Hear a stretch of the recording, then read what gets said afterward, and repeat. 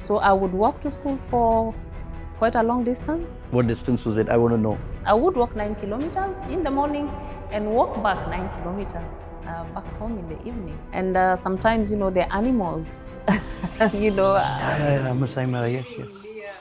When I meet one of the students and they tell me, Madam, I went through, here I am working for this organization, here I am doing this kind of career, that is the most satisfying. And that's actually what keeps me moving. So you're the hero or the poster girl for a lot of them. Yes. There was the inequality when it comes to education.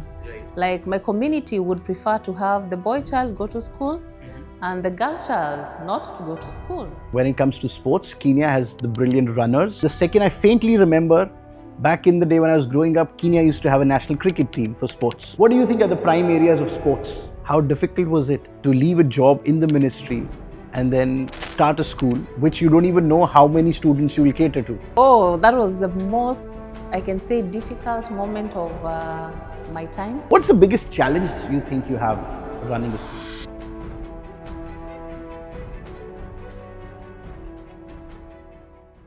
Welcome to a brand new episode of Let's Talk Education. My name is RJ. Well, we're going to understand about what education means in a country like Kenya. Representing, well, we have Elizabeth with us. Elizabeth, welcome to Let's Talk Education. How are you? Thank you very much. How are you? I'm looking forward to this chat. I look forward as well.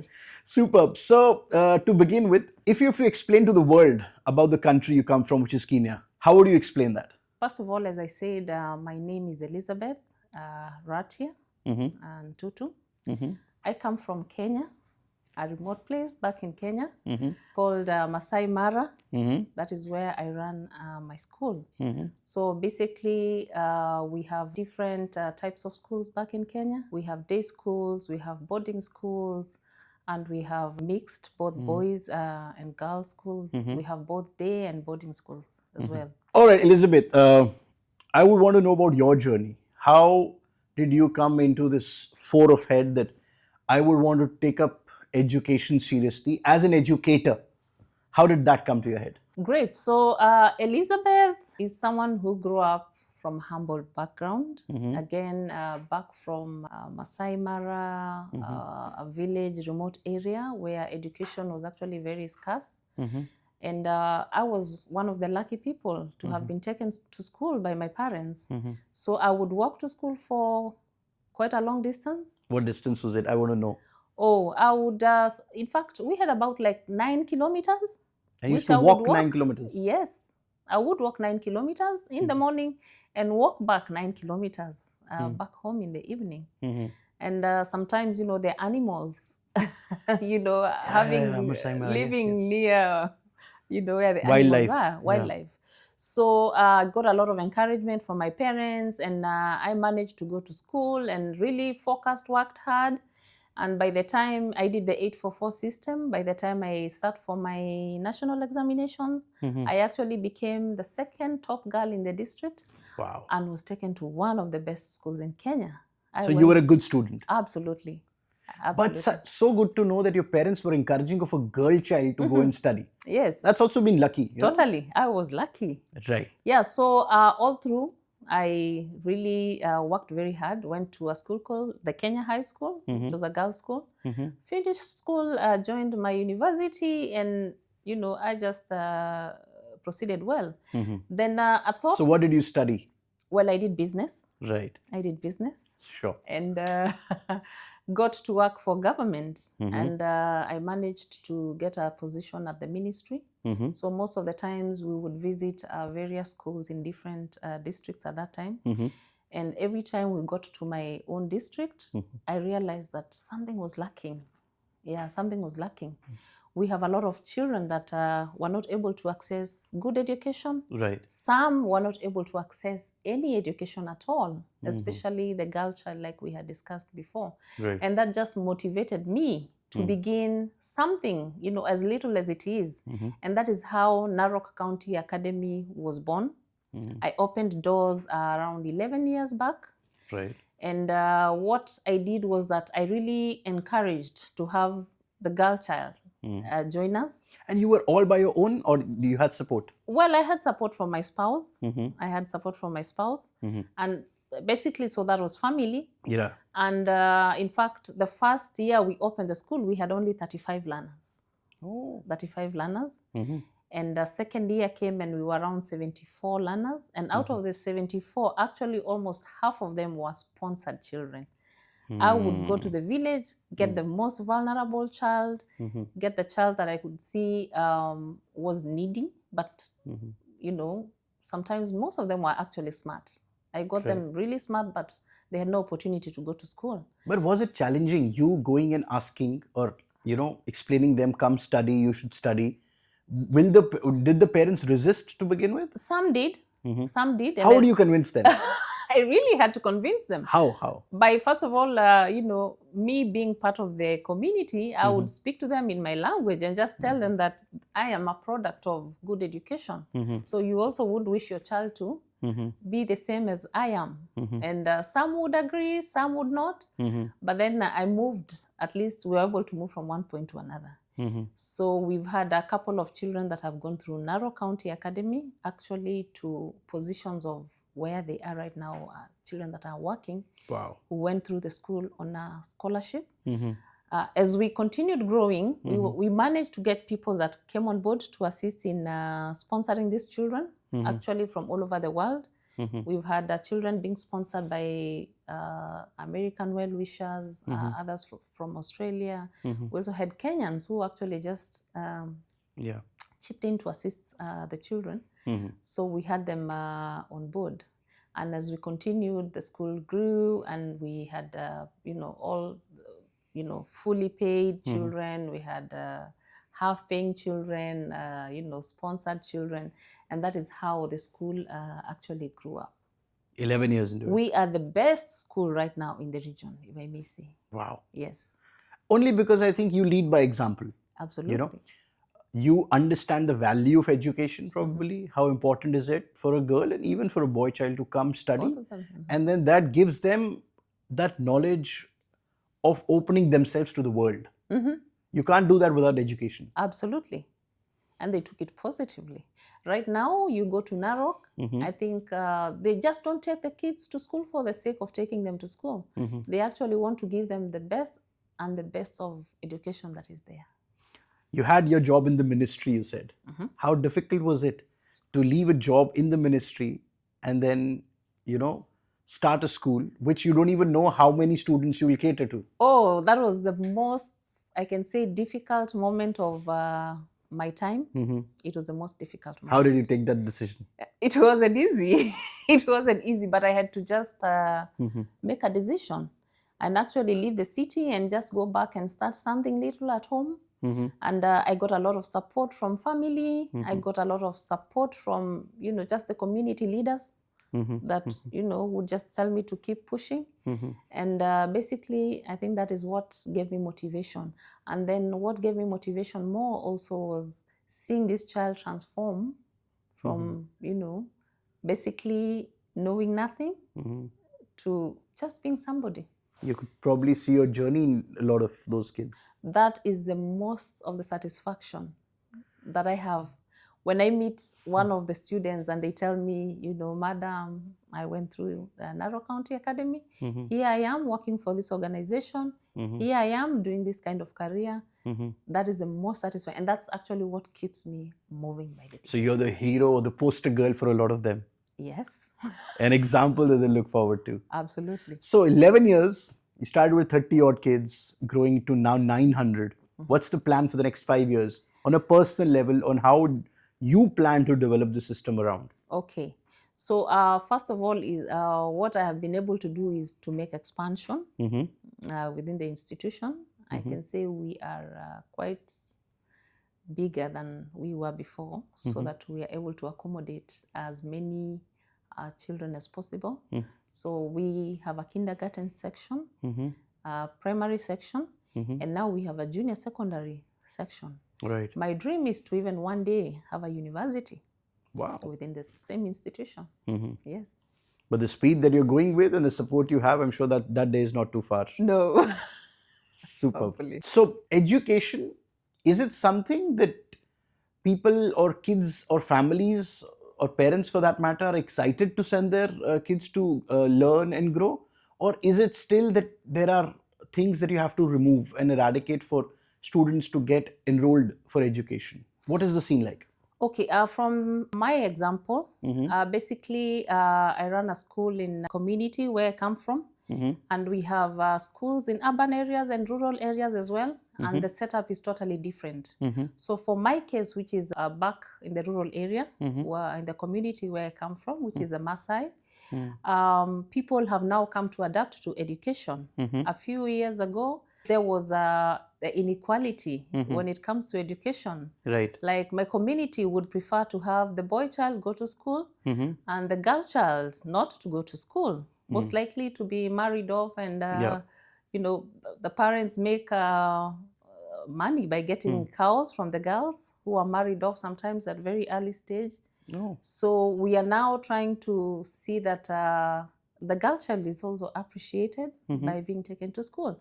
So the government used to pay an X amount for a girl when they're married? Not the government, but the parents. Actually, the government is against the girl child not going to school. Right. So it has been a campaign that we have been doing in conjunction with the government to ensure that people back in the community let the girl child go to school as well. Yes. And things have improved? Absolutely, yes. And what do you think has been the change that has prompted this change in the society? Okay, government has moved in to use, by using administration people, like we have the area chiefs, and any child who is found staying at home and not in school, then the parent would have to make good explanation why the child is at home. Right, Yeah. right. Superb. So now, slowly and steadily, the inequality has been removed. Absolutely, it's getting much better. The issue of also, early marriages, and then we also had genital mutilation for the girl child. I mean, government has really come up to try and stabilize everything, and the community has really come up. They now also are understanding the importance of taking a child to school. I'm excited to know about the community school that we were talking about. Now, this is new for me. Please explain me, what is a community school? How is it run? What are the best parts about running the school? And what is the biggest challenge that you have? So basically, again, I said in conjunction with what government is offering, there before you'd find major schools in urban areas, and through the Parliament of Kenya, we have a fund that they call CDF, that is used to actually reach down to ensure that more schools are built down in the villages. And as we complement what government is offering, we have private people like ourselves coming up with private schools. We also have schools that are run by NGOs, which are non-governmental organizations. Others are run by churches. And now that becomes community involvement in ensuring that the child goes to school. Great. What is the strength of your school? How many students? Well, basically, we have about 900 students at the moment. Wow. And quite a number have gone through my school. We've had children really perform well, both boys and girls, and getting admitted to national schools. I'm just curious, what is the differentiation of, or the percentage of boys and girls in those 900 students? Okay, there before, we really would have a big gap. You know, like you would have an 80% being boys, probably 20% being girls. But as we speak right now, there's only a little differentiation. You'd still find the boys are more than the girls, but the gap is really getting smaller. Well, that's a very good thing that you're bridging the gap also with education and, of course, awareness. Yes. What's the biggest challenge you think you have running a school? The first one was the fact that we really have to convince people to just bring their child to school. And then we also have challenges in issues of technology. These are areas that still require a lot of infrastructure in terms of ICT, AI, and all that. Right. So we are trying to see how we can make these people understand, or just see how we can improve the infrastructure for ICT. Great. We were also talking about the fact that families move from one place to the other. How does that affect a student who's growing, learning, staying with probably his friends and making new friends? How is the transition, and how difficult or challenging is it for that kid? Okay, basically, as I said, Maasai land, we purely depend on animals. And so we keep cattle. And what happens is that we are a pastoralist community, meaning that we move from one area to another, depending on how the rain patterns are. So usually when there's drought, then we have to move to look for pasture elsewhere. And you'd find a whole family move for a couple of months from one area to another area. So that really had a big challenge. And then they come back after a few months? They would come back or even probably move to a different other area. So there is no sense of belongingness? Not really. That we belong to this place, this is our address, nothing? We are searching for pasture. So wherever pasture is, that's where we will go. Right. Yeah. And for example, this is the month of January that we're talking. Yes. Can you, just for an example, for better understanding, can you explain how the year would frame like? Usually December, January is quite dry.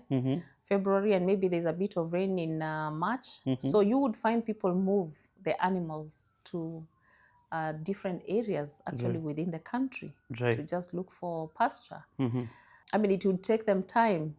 By the time it rains and the pasture is back again, then they would have to move back to their place once it rains. So the challenge of that was people would have to move with families. Right.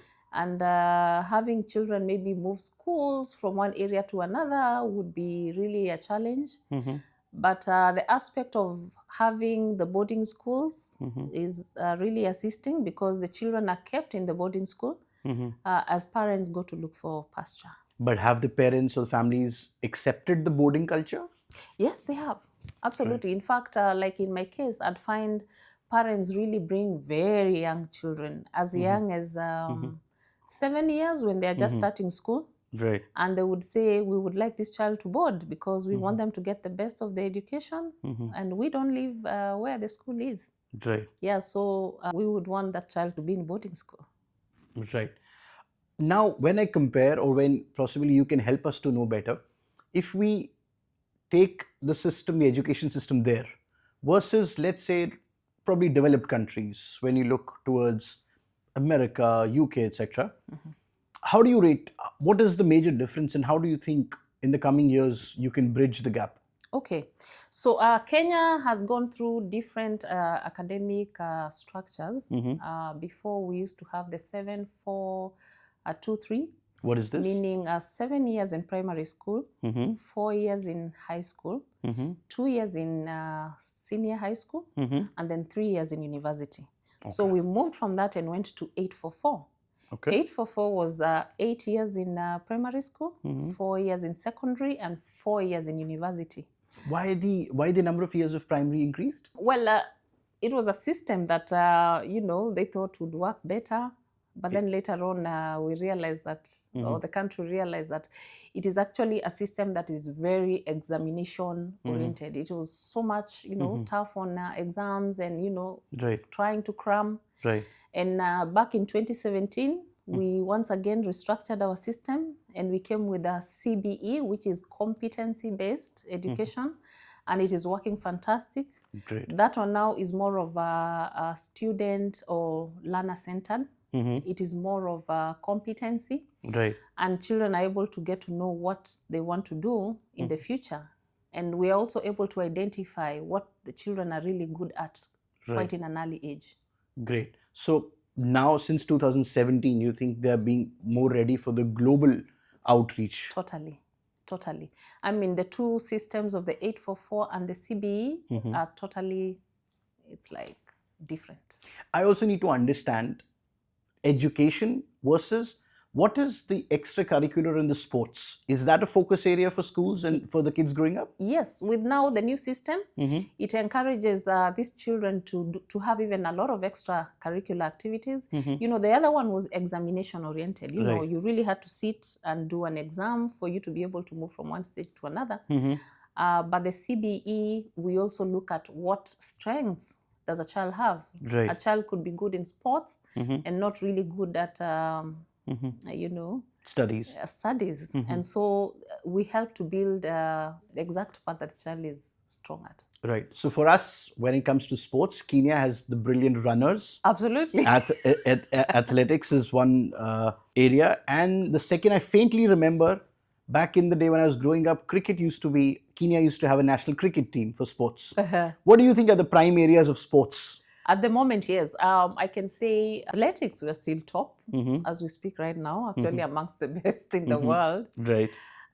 We also have different other sports that are usually done. Again, depending on whether the school is in urban. The urban schools are able to access swimming pools, and so they do swimming. Right. They can play hockey.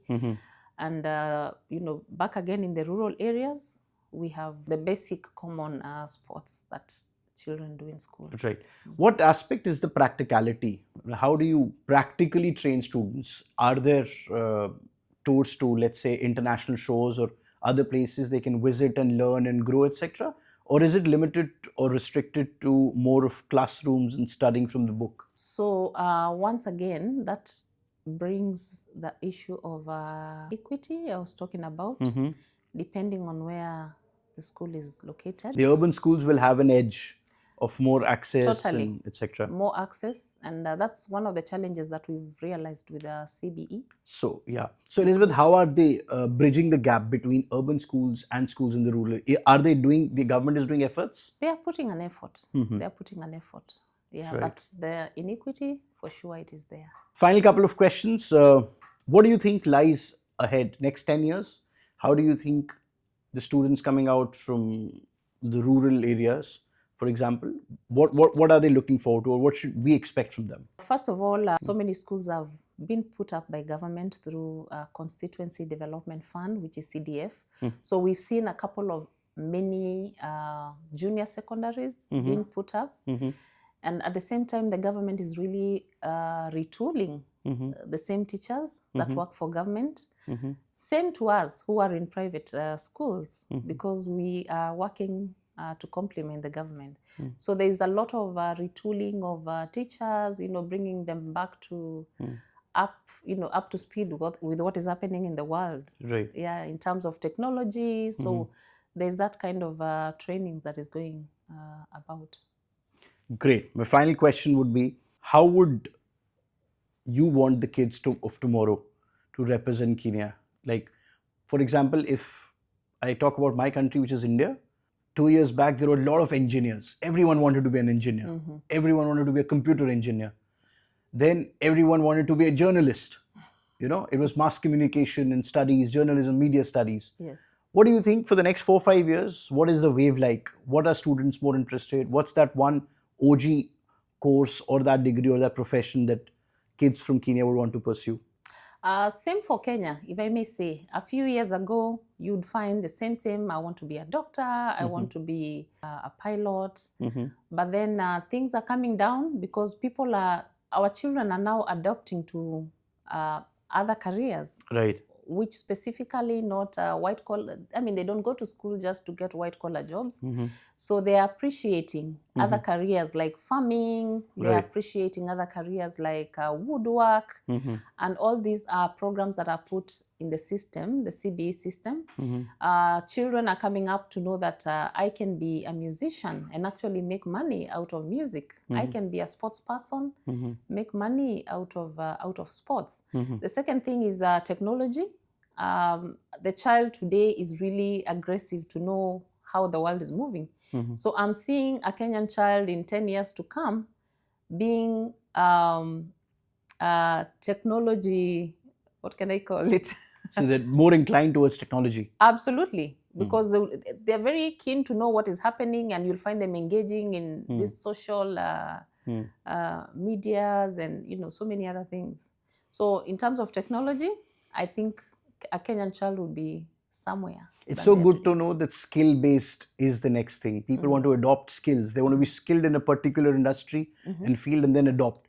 You said farming, probably they'll want to adopt the modern techniques of farming. Yes. And then, make or pursue a career in that. Probably they'll want to take up journalism and media studies, and then would want to go across the shores and understand how media operates and works throughout. Yes. Great. What a chat. Thank you so much, Elizabeth. Lots of energy to you. because I think when you come from a country where the effort is multiplied, Yes, it takes a lot. Takes a lot of courage also. absolutely. And such exchange programs, you're here. I'm sure you're meeting the representatives from different countries. There's so much that you will take back home. There's so much that you'll adopt, and there's so much that you will help the kids to learn and grow. Absolutely. Thank you so much. Thank you so much for having me. Pleasure. And once again, we have come here to learn, to interact, and see what best we can take home so that we can better the life of the Kenyan child. We wish the best for you. Thank you. Thank you. Thank you.